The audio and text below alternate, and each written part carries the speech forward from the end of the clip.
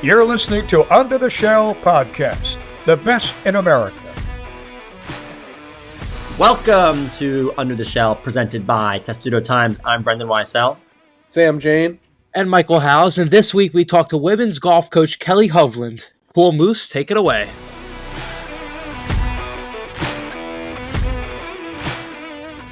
This week we are joined by the head coach of the women's golf program here at the University of Maryland, Kelly HOVLAND. Thank you for joining us. Yeah, thanks so much for having me, guys. So you started officially as a head coach here in 2021 and recently just signed an extension to the 2028-2029 season. It's a long ways away. Is that something, in the past couple of months you had known was going to happen? How did that process kind of come to be that you were going to get the extension? Yeah, it was a little bit of a surprise, but a great surprise after kind of the end of the spring season. I had 2 years left on my contract, so it kind of caught me off guard. But obviously, having a great deal of success can change the timeline a little bit in my favor. So Dame was gracious enough to extend that to me, and just so excited and grateful to be at Terp long term. And this is where I want to be. This is where I want to stay and raise my family and continue to build this program in the best way I can. So. It's definitely it's always a big relief. That's life sometimes, as a coach, and that's something that I don't have to worry about for at least a few more years. Absolutely. Nothing like someone telling you still can be employed for a couple more years. Was there a special way that you found out that Damon Evans told you? Was there like a special instance he caught you in? End of the year review, which, is, can be a lot of tension, a lot of anxiety as a head coach. So to walk into that meeting, especially in the ever-changing landscape of college athletics, you just don't know what that's going to be. And so to have that kind of news extended to me in that meeting was changed the entire outlook of that meeting. It was very positive. And like I said, I owe that a lot to the great student athletes I've been able to have in our program that have really helped me earn that. So it was kind of a team effort, and just grateful to have that partnership with Damon and with Libby Ellis and all of the wonderful staff here at Maryland Athletics. So grateful to continue to be part of the Terp family. I want to take it back a little bit and kind of go to the moment where you decided you wanted to be a coach and you realized that was your calling. Was that while you were playing at Southern Illinois, you kind of realized, this is kind of what I want to do in the future. This is something I'm interested in? Quite the opposite, actually. First off, I grew up in a house full of coaches. My dad was a long time football, basketball, baseball, high school coach in the Illinois State Hall of Fame for coaching in basketball and volleyball.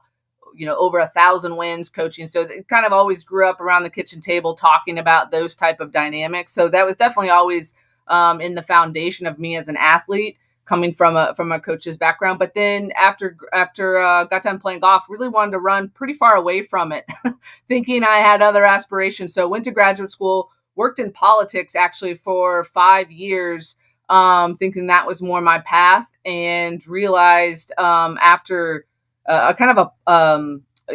was working on the House of Representatives, then working on K Street, doing things like that. And in my spare time, started teaching at a junior college, political science, right? So I'm all in. And then realized that actually I was a pretty good communicator. I was a pretty good motivator. And that interaction with students was really profound for me. And I really enjoyed that. And that kind of took me back to my college experience and how my coach interacted with me.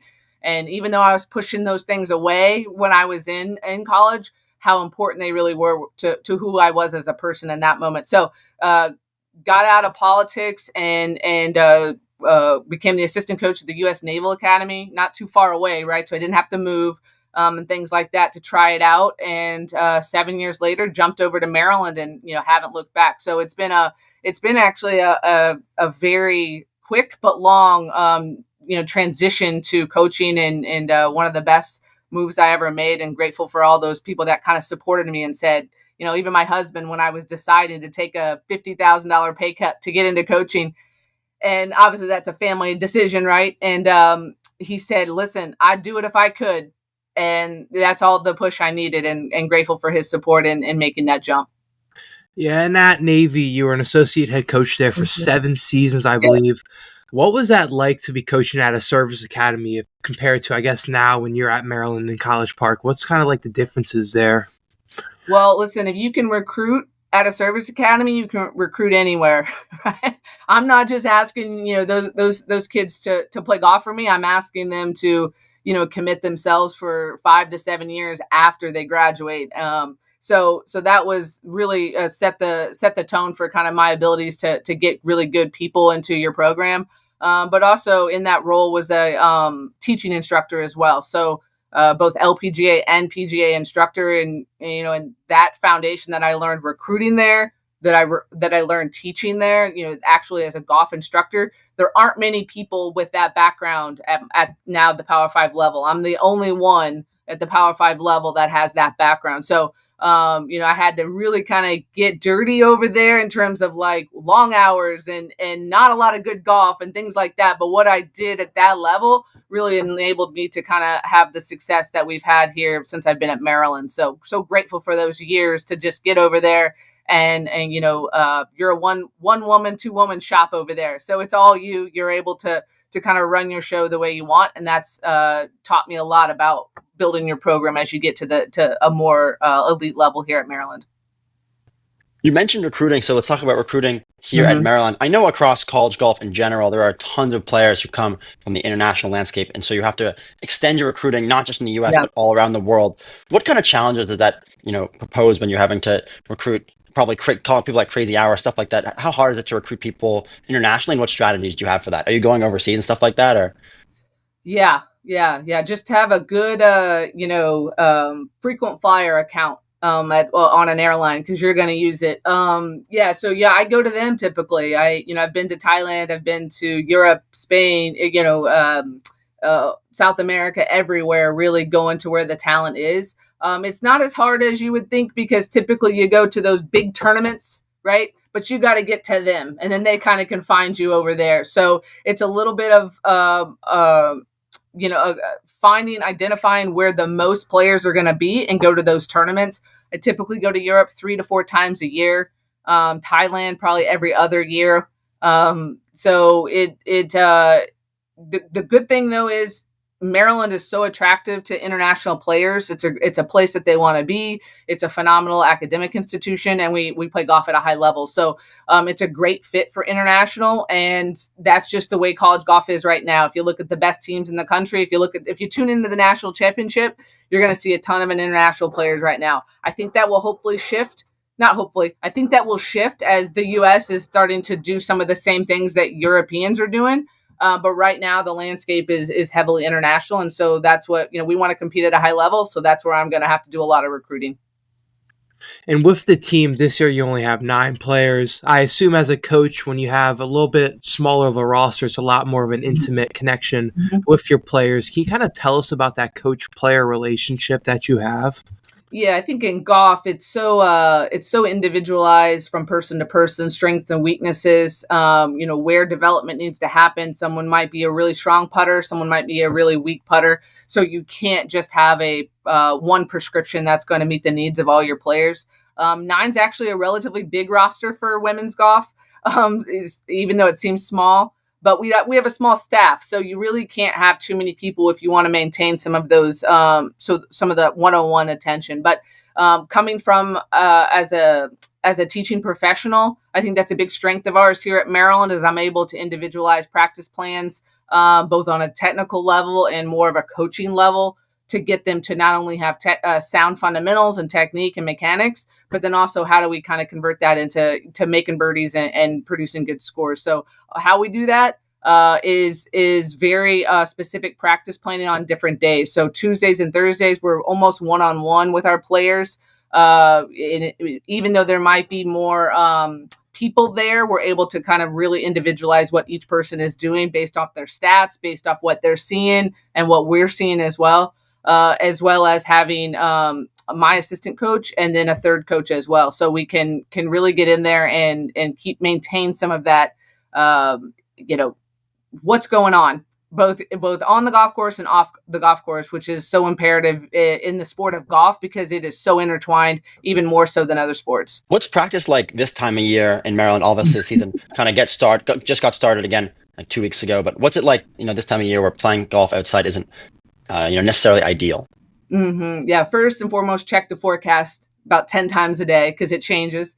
But then have probably 3 contingency plans. I typically will have an indoor practice plan, an outdoor practice plan, and some type of combination. And it can change literally throughout the morning. So the biggest part about, I think, this time of year is asking my players for flexibility and benefit of the doubt, that I might have to change the practice plan, but we're doing it in the best interest of, kind of your outcomes. And so I think if you can kind of be on the same page that this is a challenge that we're facing, but we're grateful for the weather that we do have. Most of the Big Ten Conference would give anything to have our weather at Maryland. And so we approach it with a ton of gratitude and seizing the opportunity. I mean, we've played in the past 5 days, we've played 4 rounds of golf. Right. While you guys were all sitting in your living rooms by the fireplace, we were out there getting after it. We're playing again today. We played yesterday. So those are the opportunities, not the challenges that we get kind of with our weather here. And to be honest, college golf in the spring, it's going to be this. We're going to go down to some of the coldest tournaments I've played have been in Florida, right? Because it's just dynamic this time of year. And so I've always said that Maryland has good enough weather we get to play outside, but challenging enough weather that we get to prepare for what we're going to see in tournaments. And I think if you go with that mindset and seize those opportunities, then the weather doesn't seem quite as bad. Just a good opportunity to prepare. What is the status on the golf development center that the athletic department's been planning, and how will that help you in those kind of conditions that we're talking about? Yeah, it's going to be great. And, so appreciative of Damon Evans and the entire staff support and recognition of the need that we have here for both the men's and women's programs. We're the only school in the Big Ten that doesn't have some type of facility to be able to utilize both in the recruitment process and the development process. To be honest, I don't know if that building would change the last 5 days for our team, right? I think a lot of players think, oh, I'm going to get in there and I can hit balls in a t-shirt and a sweatshirt. That's not how I'm running things. But what it will be, obviously tomorrow we're supposed to get 5 inches of snow. That will be a huge resource to continue on developing our players. But probably the biggest aspect that will introduce to our players is more technology. Those type of things that we aren't able to set up on a consistent basis because we don't have protected, not just from cold weather, but any weather. So we're going to introduce a ton of new tools that, other teams are utilizing that we just haven't been able to introduce. So it's an excitement from all different levels, as well as just bringing the University of Maryland golf course is such an asset to our campus, to our programs, but even to all of our students, faculty, and our community. So to introduce not only this building that will be primarily for our team, but a short game area outside of it that will be used to the public, and a pavilion and heated bays and lights. I think it'll be just such a great asset for this community to have, and honestly unique to this area. There's just not going to be many areas like that that our students and our community will have access to. Sticking on the practice theme, what's your methodology in terms of split between, playing full holes or full rounds of golf versus maybe practicing specific skills? What's your split there? Yeah, it's a really delicate balance that changes from, parts of this season as we gear up for tournaments, as we're coming off of tournaments. My philosophy is very much leans more towards randomized practice versus block practice, right? So we're not going to sit there and hit the same shot over and over. We're going to probably hit fewer shots and more variation. And that's all of our practices are going to more simulate rounds of golf. So even if we're not on the golf course as much, we're doing things that simulate that. Obviously, we're restricted by the NCAA, to 20 hours, which if you guys have played much golf, that ain't going to cut it, right? So you have to find ways to stay within the 20 hours, but recreate pressure, simulate emotional consequences, all kinds of the things that you feel in the roller coaster of golf in practices. So you have to be very creative. You have to, we're fortunate to have a wonderful short game facility that I can recreate most of those things, whether that's in drills or that's in par 3 contests or short courses, things like that, to be able to get the most out of those 20 hours. Because we've played 4 times this week, right? That's going to be 16 hours. There's not a whole lot of left, of time to really just sit there spending, I shouldn't say wasting, but just raking balls and hitting, because that's not what you do in golf, sadly. You get one shot at it, and you better be able to handle it when the time comes. So before we wrap up, we're going to do a quick segment we haven't done in a very long time, actually. Just Right. a couple rapid fire questions and we'll get it started. What would you say, as a golf coach, someone who's been around the game for a long time, the single most important skill to have in golf? Adaptability. Yeah. Adaptability without a doubt. It's just kind of what I just said, right? You get one shot. It's going to be a different lie. It's going to be a different grass, a wind, hole, location, all of those different things. You have to be able to adapt. I actually just told the team yesterday, the best golfers are the best judges, right? The best golfers are the best judges. I am stipulating everyone on our team can hit a good golf shot if they have a bucket of balls. I'd bet you two can, right? If you had a bucket of balls, but can you make adapt to the certain circumstances that are required for that particular shot? Without a doubt, adaptability. You might be overselling my golf skills a little bit, but I do really appreciate it. What is your favorite golf course you've ever played? Cypress Point. Cypress Point in California. It's just up the road from Pebble Beach. #1 golf course in the entire world. Most exclusive golf course in the world. Hardest tee time to get. Was fortunate to play there a few years ago, and we played.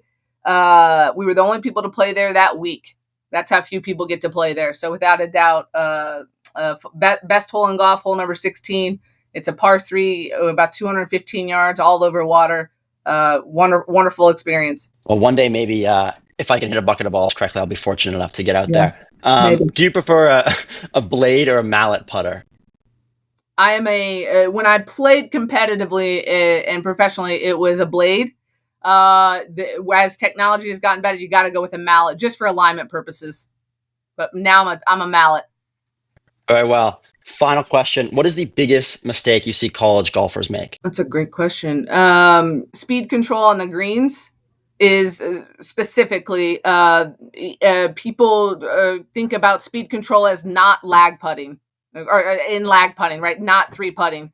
When they really from 8 to 10 feet is probably the biggest differentiator between amateurs and professionals and people that went on tour and Hall of Famers, is the ability to control speed so that they can match their line. To make a putt, you got to be able to start the ball on line, read the green, and match it with the speed. If any one of those is off, you're not going to make the putt. So start line's pretty easy, read's pretty easy, but matching the speed is really, really difficult. And then off the course, and then kind of less specifically, it's going to be preparation for practice.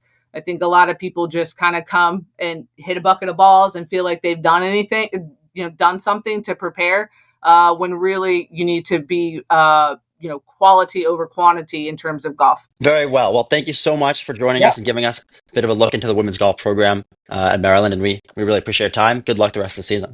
All right, thanks guys, appreciate it. And that was a great talk with Coach Hovland of women's golf, but there's bigger games going on right now around College Park, and with the men's basketball team, we had 2 big games the past week. You had the loss against Ohio State and then a win Sunday against Rutgers. Sam, kind of what did you see in those 2 games? Well, I didn't get to catch the game on Sunday, but I can talk about the Ohio State loss for a little bit. Bruce Thornton obviously just kind of killed Maryland. The first time they were around, really struggled, I didn't think he scored his first basket until the second half. Jacoby Gillespie completely dominated him. But this time, Thornton was incredible. He completely dominated the Terps, scored 31 points and played all 40 minutes. Killed Gillespie, who really struggled that game. But still, despite that, Maryland had a decent hold on that game for a while. They were up 17 points with 3 minutes left in the first half, up 9 at halftime, I believe. And then there was just this stretch without Gillespie on the floor because of foul trouble, where Maryland completely gave up, their lead and kind of crumbled per se. They went more than 5 minutes without a basket, and Ohio State just never really struggled offensively. The Buckeyes made 11 of their last 15 field goals, according to the Diamondback. And then the biggest one was the game-winning three-pointer that Thornton hit. I mean, Rodney Rice played pretty acceptable defense, I thought. Had a hand in his face. I mean, there wasn't really much you can do, but Thornton's a really good three-point shooter. I mean, he hadn't really shot it that well against Maryland in the past. I think in almost all of the games he's played against the Terps, he struggled, but he didn't do that on Thursday. Completely just dominated the Terps and hit the biggest shot of their season, arguably. Made the 2 threes, and the one was the biggest one. So that one dropped Maryland kind of down, I think, but to swing it back to then beating Rutgers on Sunday, nice response. But I think that Ohio State loss, it's a quad 1 loss to a top 30 KenPom team, so it's not the end of the world, but we talked about how that game was going to be close, and you would have liked to have seen Maryland pull it out, I think.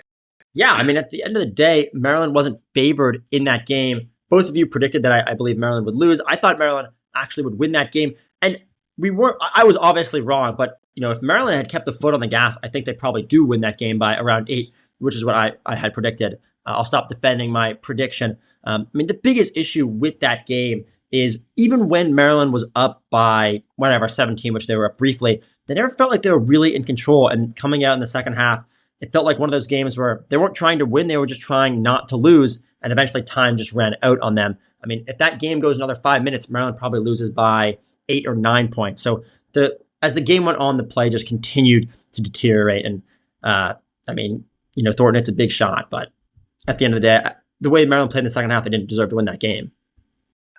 I was not shocked at all when they blew that 17-point lead. 2 reasons. One, it was on the road. We talked about that last week, but Kevin Willard's Maryland teams have not fared well on the road. And number 2, we've seen this already this season. They have struggled to close games. We saw this against Washington. We saw this against Oregon. We saw this against Northwestern. We even saw this against Marquette early on in the season. For some reason, this team cannot stay composed and hold on to a lead. In this case, a 17-point lead in the second half. Now, Sunday against Rutgers, there were times where it looked like their lead was shrinking down. It became a 2-possession game at times. So I will say it was nice to see them hold on to the lead Sunday against Rutgers, but not very positive, not very not a good showing in the second half by the Terps against Ohio State, and not shocking at all. Another thing that I thought was a positive sign Sunday against Rutgers, Derek Queen's performance from the free throw stripe. He went 11 for 13 against Ohio State. Terps could have used a couple more of those free throws from him. He only went 7 for 13 from the stripe. So I thought that was good to see him bounce back. I do want to point out kind of a troubling trend with the Terps. That's now both games where Maryland was outscored in points in the paint despite holding a significant size advantage against both teams. Ohio State's Aaron Bradshaw didn't play. He's their only 7-footer. Maryland held a pretty massive size advantage. And then against Rutgers, Rutgers doesn't really employ any talented big men, right? We all know about Ace Bailey and Dylan Harper, kind of their 2-star players. They're both wing perimeter guys. Yet Maryland was still outscored in points in the paint by 6 and then by 10 against the Buckeyes. So I guess how concerned are you about the lack of, I think that there's obviously an offensive post present, but maybe the lack of penetration by the guards, I think, is kind of the more telling sign of that stat. I will say a big part of that, at least defensively, has to do with foul trouble. Having Juju and Derek not be able to play probably as many minutes as Willard would like them to leads to the other team obviously scoring in the paint, and then Maryland not doing that. So I would say it's kind of concerning, but I would say from the eye test, it's not something that I think is Maryland's biggest weakness. And it totally depends game by game on, Illinois game. Maryland looked incredible in the paint, but some games when like Rutgers game when Juju just doesn't look himself offensively, it's just much harder to know. I think a bigger glaring concern is the bench unit. Against Ohio State, the whole unit only had 2 points.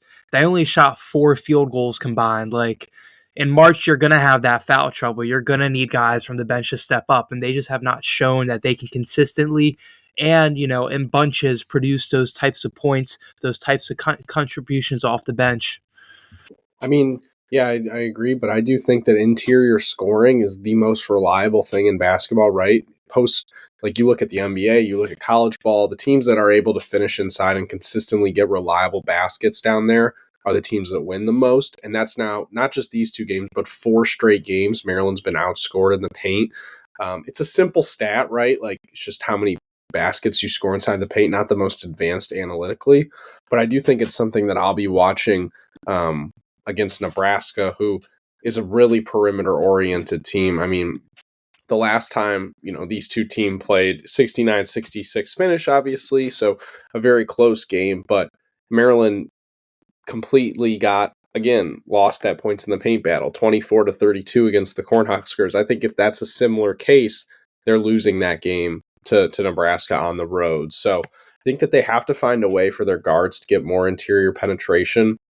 Miguel and Rice are pretty much exclusively 3-point shooting guys, but there has to be more runouts and transition. I think more ability to get easy baskets, because I think that's clearly a problem right now. So I guess kind of looking ahead to their next 2 games, you got Nebraska and then you got Iowa.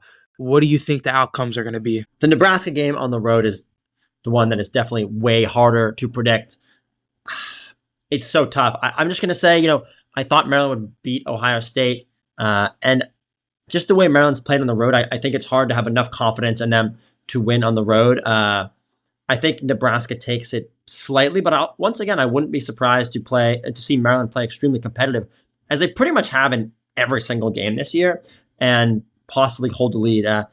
Trends do tend to continue, and statistically, this Maryland team is great. They're an extremely good offensive and defensive team, but a lot of the things you can't measure statistically in terms of closing out games and stuff like that, that's where this team falters at the moment. And because of that, I will take a Nebraska loss and an Iowa win. I think Maryland blows out Iowa. Yeah, I'm going to agree with you there. I think Nebraska loss, Iowa win.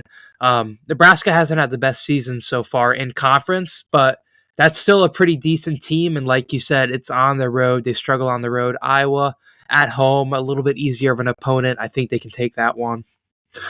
I think I would pick Maryland to win both these games, actually. Nebraska is kind of an interesting team. I mean, like you said, Mike, struggling in Big Ten play, but they're 4-6 against the spread in their last 10 contests. They're not necessarily the most explosive offense. If you can kind of limit Bryce Williams, their best player, who averages around 19 a game, one of the Big Ten's top scorers, you have a good chance of winning. I think Selton Miguel is a pretty good matchup for him, per se.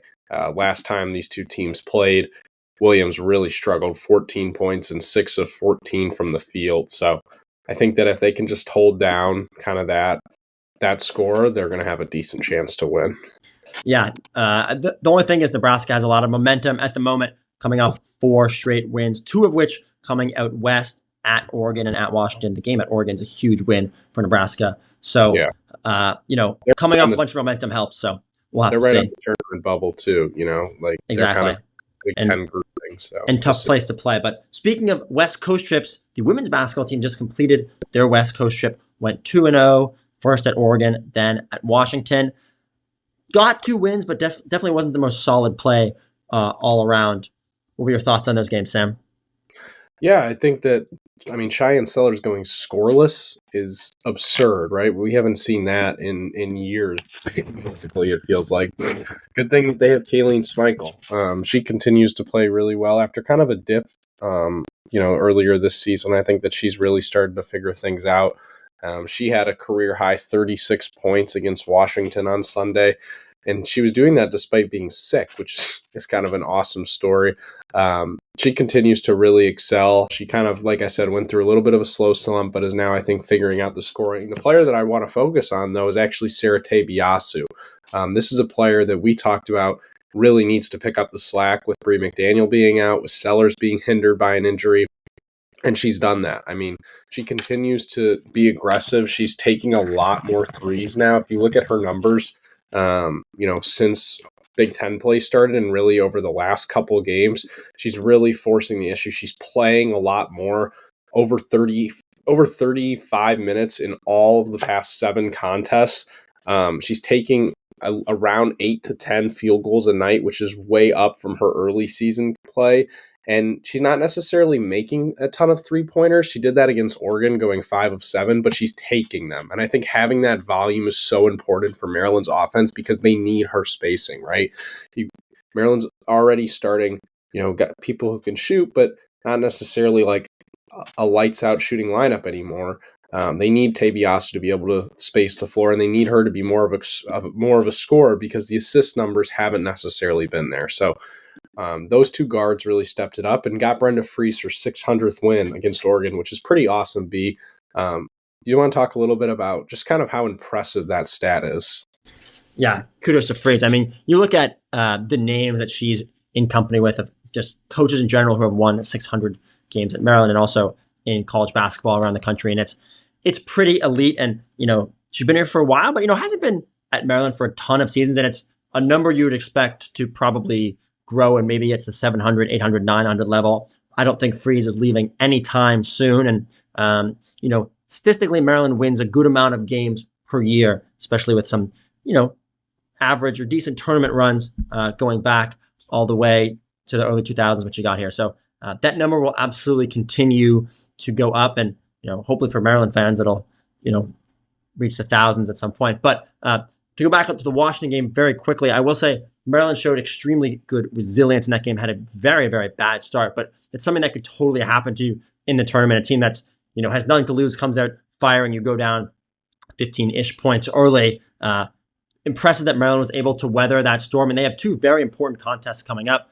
Nebraska on Thursday and Michigan on Monday. Both those teams right now are looking pretty solid in the Big Ten, really on the outside, but, on the hunt for a top 4 spot in the women's tournament. So those games are going to be really difficult for Maryland. I would expect them to win both, but they're not going to be shoo-ins. And if Cheyenne Sellers doesn't score again, they probably won't win either of those games.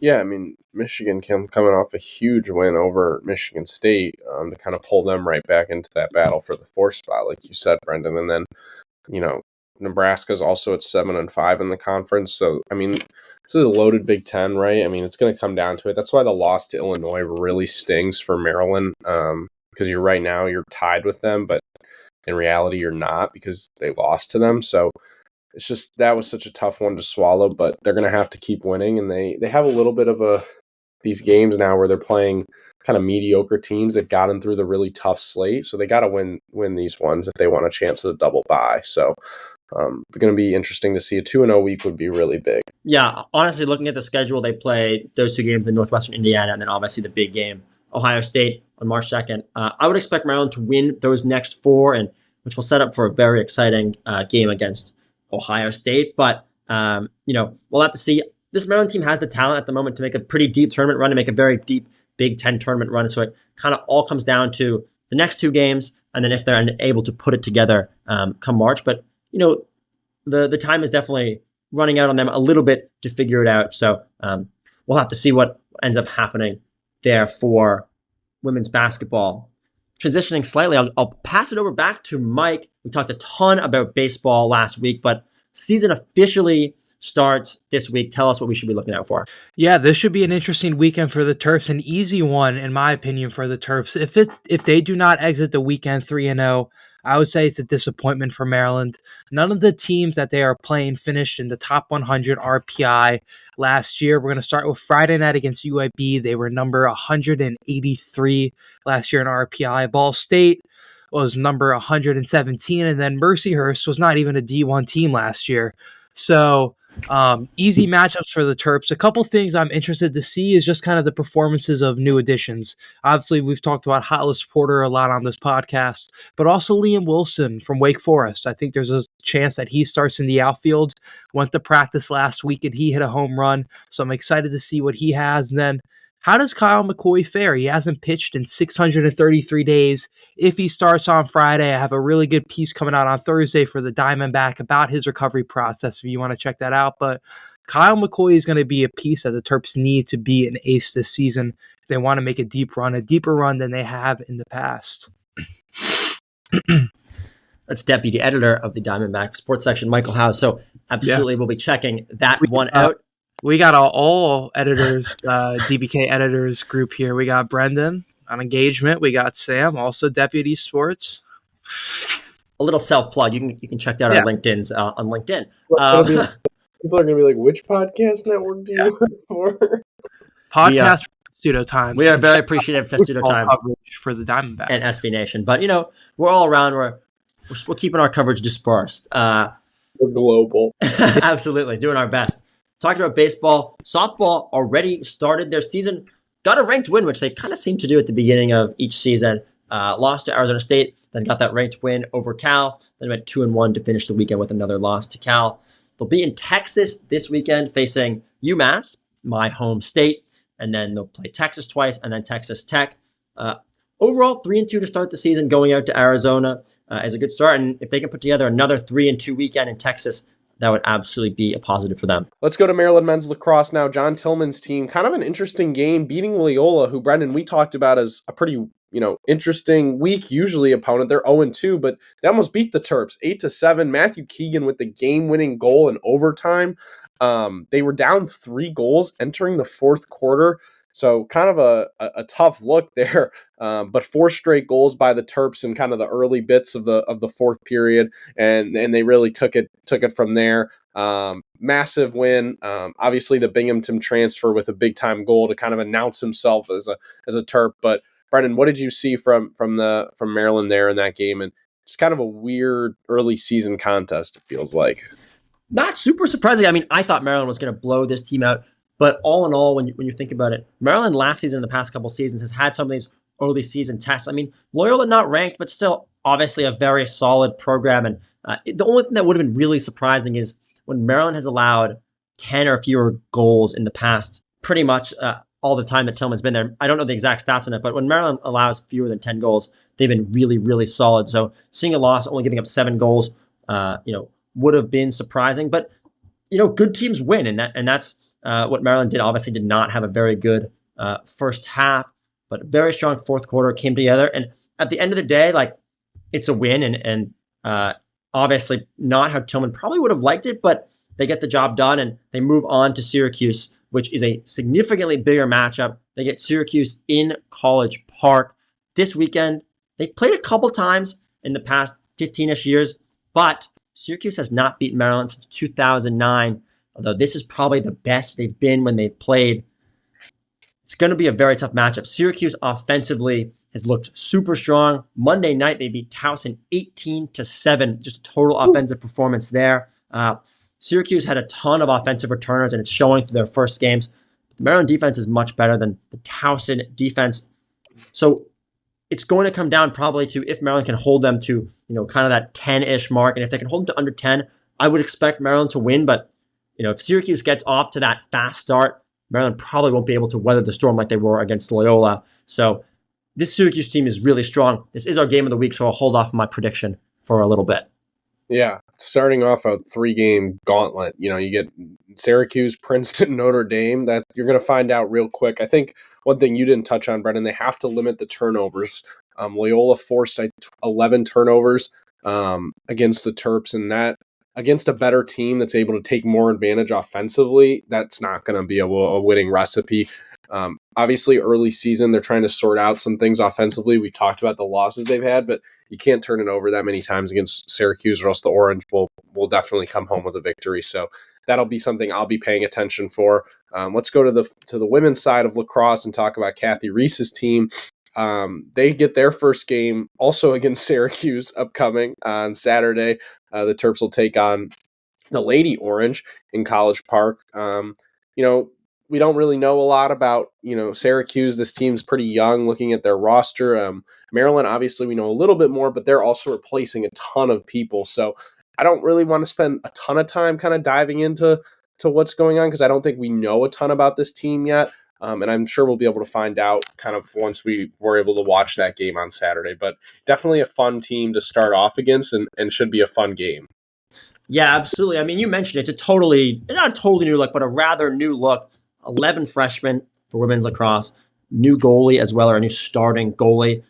Just to compare it, in 2024, Maryland had 8 new freshmen. In 2023, they had 8 new freshmen as well. So slightly more new blood probably than Maryland is used to, but that's really the nature of college athletics. And Kathy Reese hasn't necessarily struggled with bringing in new pieces, so I wouldn't expect this Maryland team to struggle too much But I will say, starting off the season against Syracuse is going to be a good test. I would expect Maryland to win that game, and I'll give my prediction now for team MVP. I'll take our former guest, Corey Edmondson, to be the team MVP. Her offensive star power, she's continued to get better each season, and I think this team is going to go as far as she goes. Yeah, I think that's probably where I would lay to. I think it's either going to be her or Maisie Clevenger, maybe, who could bounce back. Haley Russo obviously had a good season, but I think Edmondson is the obvious pick, and probably who I would go with as well. So I'll take Edmondson, but looking at maybe I could see a couple of surprises. You got a couple of players that I could potentially see overtaking her, but I think that overall that this group is going to be decided by Edmondson. So that's who I would pick. Yeah, excited to watch the women's lacrosse season start on Saturday. Last sport that's still in season. I talked about it last week, how wrestling had a chance to reach that all-time wins mark. Fortunately, with an 0-2 weekend, that's not going to be possible. But still, overall, a very solid season. I mean, if you look at who they lost to this weekend, you can't really be that mad, honestly. Maryland lost to 12th ranked Rutgers. Very close duel, 13-12. I'm sure Alex Clemson wanted some of those matches back. But, 12th best team in the country, go, basically head-to-head with them and nearly get a victory. Solid performance, and then faced off against Penn State, the number one team in the country, and wasn't quite as close of a matchup there. But, this wrestling team could make some noise in the Big Ten tournament, and obviously Clemson's hoping to go further. But I would expect, as we talked about, it would be wrestling. Still, my prediction hasn't changed. I still think this will be their best finish in the standings, regular season, and also in the standings for the Big Ten tournament. So that'll be exciting to watch. And, they have their Big Ten season wraps up soon, but the tournament isn't for a little bit. So we'll be on that there. It's all for the sports that are in season right now. Before we pick the game of the week, we hadn't talked about it yet. Pep Hamilton hired as the offensive coordinator for Maryland football. Pretty solid hire. You guys know a little more. What are your thoughts? Yeah, I think this is a clear move on Mike Locksley targeting the development of Malik Washington. Just look at Pep's pedigree. Look at all the stops he's made. He's been around the NFL. He's been around college. He's even been in the XFL. This is Mike Locksley seeing the future of the program, the arm that he will depend on for the next 3 to 4 years, and making a hire to support it. I'm a little surprised that Pep ended up at Maryland, just considering his resume and the types of places that he's worked at, but it does make sense with his son Jackson coming in next year. He'll be on the staff with his son on the team.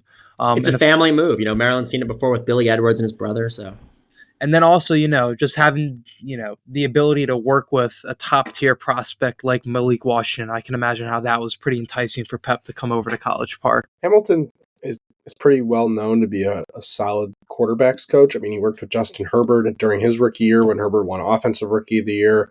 In the NFL, he worked with Davis Mills. In college, he's worked with plenty of Stanford guys. Andrew Luck with the Colts. So I think Shea Patterson was who he was with in Michigan, I want to say. But he's obviously someone with a ton of experience. No, he was not with... Yeah, he would have been with Patterson for a year, I believe. But, he's got a ton of experience. Obviously, a guy who I think is... There's no question that he's got a pretty solid resume, but... he hasn't been around. He hasn't coached now in a while. So that is something that interests me is, he's gone now 2 years without coaching. What's that adjustment period going to be like? What's it going to be like getting back in the college game? And I think that this is still probably Mike Locksley's offense. Literally in the press release, it said, me and Hamilton have a, mirror image of what we think of offense or something along those lines. I think that Locksley clearly wants to have an influence on the offense. He always has, and I think always will, as long as he's here in College Park. But I wouldn't expect, I expect Pep to call plays, but I wouldn't necessarily expect it to stray away too much from what we've seen as the, Mike Locksley offense over the past 4 years, 5 years. So that's kind of what I think about it. Solid hire, but nothing that I think is like mind-blowing or anything. I think that this was kind of not a shoe-in per se, but I'd heard about this going on now for like a month or two. So, yeah, that's kind of my thoughts on Pep. Let's go back to a sport that's happening. Brennan, give us your game of the week. Let's do game of the week. Men's lacrosse, Maryland, Syracuse, big matchup in College Park. I'll take the pick first. I'll start us off. Highly ranked matchup. I talked about it earlier. I think this is going to be an extremely close game. I think McNaney is going to play very well in net for Maryland, but I think the Syracuse offense just has a little bit too much experience compared to the Maryland offense experience. So I'll take Syracuse by 1 goal. Whew. Brendan, picking against Maryland in your first game of the week. I love it. You know me, I like that. This is the number 2 team in the country, right? Maryland's currently sitting at number 6. I think that we'd be silly to predict anything but a close game. I probably also will lean with Syracuse. I think Syracuse's offense, as Brendan's told me, and just kind of looking at the numbers, that this orange attack is going to just be too much. And I don't think that Maryland's offense is cohesive enough right now to hang if it turns into a shootout, which I could see that happening. So I'll take the orange. I'm trying to think of a good score. Brendan, did you give like a full score prediction? No, I didn't give a score. I'll give a score. I'll give 13-12. Okay. They've scored 55 goals this year, dude. Like, in average 50 shots a game. Like, I'm going to go 17-13. I just think McNaney's a better goalkeeper than anybody they faced, but their offense is really, really, really good. There's a reason they're the second best team in the country. Totally, yeah. But that's just such good numbers. Like, to get that many shots on volume, he's gonna let some in, you know. Well, someone's got to pick Maryland, so I'll take the Terps. John Tillman and his squad, they've proven they can win these highly ranked matchups early in the season. Last year, they won 4 straight ranked games to open up the year. Who's saying they can't do it against the Orange? You're not the one saying it. Give us a score, Mike. I'm going to say 10-8 Maryland. That's if they're going to win. I agree that will be the score. Well, very well. The game of the week makes a return, and something that's made a return every time this show has ever happened is Terrific Terp. So I'll close us out here.